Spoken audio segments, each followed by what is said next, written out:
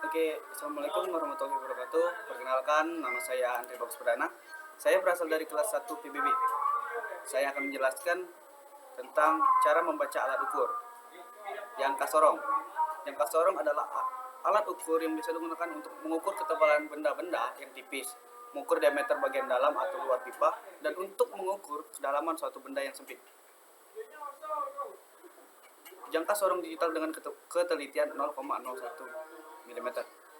Sini adalah ada bagian-bagian yang terdapat pada jangka sorong, yaitu ada rahang dalam, rahang atas, baut pengunci rahang, skala utama, rahang luar atau rahang bawah, skala vernier, skala utama, dan tangkai ukur kedalaman.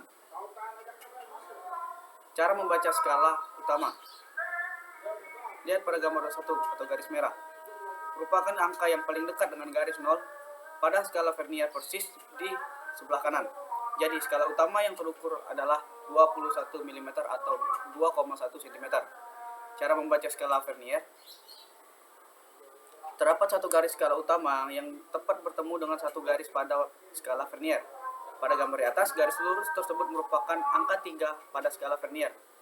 Jadi skala vernier yang terukur adalah 0,3 mm atau 0,03 mm. Untuk mendapatkan hasil pengukuran akhir, tambahkan kedua nilai pengukuran di atas, sehingga hasil pengukuran di atas sebesar 21 mm ditambah 0,3 mm sama dengan 21,3 mm atau 2,13 cm. Nah, di sini terdapat contohnya. Ini juga jangka sorong memiliki dua jenis. Yang pertama jangka sorong manual dan kedua adalah jangka sorong digital. Mikrometer skrup adalah alat pengukuran yang terdiri dari skrup terkalibrasi dan memiliki tingkat kepresisian 0,01 mm atau 10 mm. Meskipun mengandung kata mikro, alat ini tidak dapat menggunakan untuk menghitung benda dengan skala mikrometer. Skala mikro pada alat ini diambil dari bahasa Yunani mikros yang artinya kecil, bukan skala mikro yang berarti 10 min 6. Di sini terdapat bagian-bagian dari mikrometer. Itu ada anvil, spindle, lock nut, sleeve, thimble, ratchet, dan frame. Anvil adalah bagian poros yang tidak dapat bergerak. Nah, di anvil kita dapat menaruh benda untuk menjepit. Poros geser atau spindle.